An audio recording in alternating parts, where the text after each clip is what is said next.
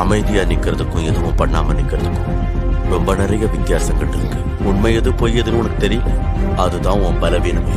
தெளிவான இந்த நீர் மாதிரி அமைதியா சாந்தி.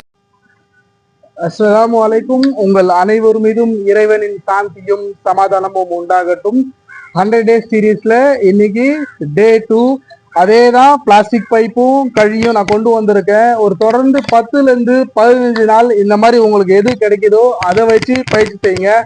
அதுக்கப்புறம் இங்க பைப்பாக இருந்தால் எந்த அளவுக்கு திடமா இருக்கணும், இந்த சுற்றளவுக்கு எந்த அளவுக்கு இருக்கும், இதுல கனம் எந்த அளவுக்கு இருக்குன்னு சொல்றேன். ஒருவேளை சிலம்பத்துக்கு நீங்க பயன்படுத்துற கழியாக இருந்தால் அது எந்த அளவுக்கு கனமா இருக்கணும், என்ன அளவுல இருக்கும்னு நம்ம சொல்றேன். ஒரு 15 நாள் மட்டும் உங்களுக்கு கிடைக்கிற பைப் வச்சு பயிற்சி பண்ணுங்க, சரிங்களா? அதுக்காக விளையாட்டுத்தனமா என்கிட்ட ஒரு அடியில பைப் இருக்கு அதை வச்சு நான் செய்யலாமான்னு சொல்லி அந்த மாதிரி விளையாட்டுத்தனம் பண்ணாதீங்க.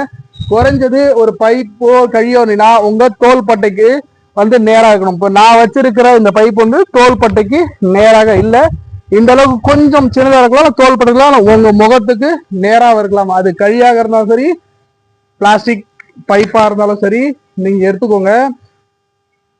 இதுக்கு முன்னாடி முதல் வீடியோல அதோட மையப்புள்ளி எப்படி கண்டுபிடிக்கிறது நான் உங்களுக்கு சொல்லியிருந்தேன். இதுல இன்னொரு விஷயமும் சொல்லிக்கிறேன். ஒரு சரியான சிலம்ப ஆசானுக்கு ஒரு கழியோட பலம் எது பலவீனம் எது நல்லாவே தெரிஞ்சிருக்கும். அவங்கதான் ஒரு சரியான சிலம்பாசனா மாற முடியும், சிலம்பாசனாக இருப்பாங்க. உங்களுக்கு அந்த பலவீனம் என்ன பலம் என்னன்னு தெரிஞ்சுக்கணும்னா உங்களுடைய சிலம்ப ஆசான் கிட்ட கேளுங்க, கண்டிப்பா அவங்க உங்களுக்கு சொல்லி தருவாங்க, சரிங்களா? ஏன்னா அதோட பலம் பலவீனம் தெரிந்தவங்களால்தான் ஒரு சிறந்த சிலம்ப ஆசானாக இருக்க முடியும். அவங்க ஒரு நல்ல மாணவர்களையும் உருவாக்க முடியும்.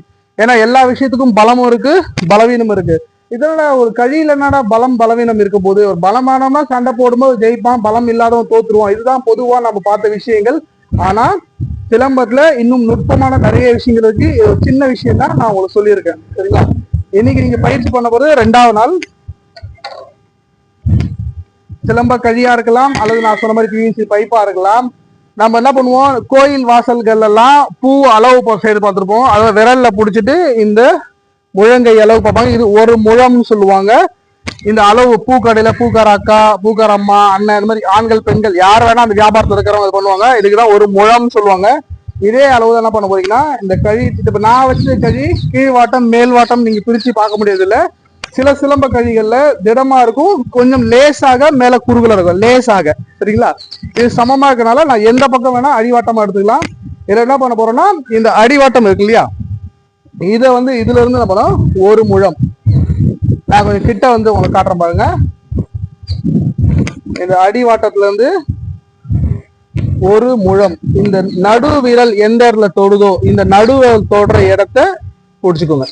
பிடிச்சிட்டு உங்களுக்கு நேர் வாட்டமா கழி அப்படியே நீங்க சாய்க்கணும். சாய்க்கும் போது நான் காட்டுறேன் பாருங்க, உடம்புல படாது கழி, இடைவெளி இருக்குங்களா, உடம்புல படாது. இதை அப்படியே நேராக்குங்க, மறுபடியும் கீழே இறக்கணும், மறுபடியும் நேராக்குங்க, இப்படியே கீழே இருக்கணும். இந்த மாதிரி 50 முறை.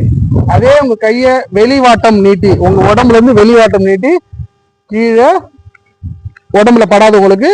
அதே மாதிரி மேல கீழே மேல.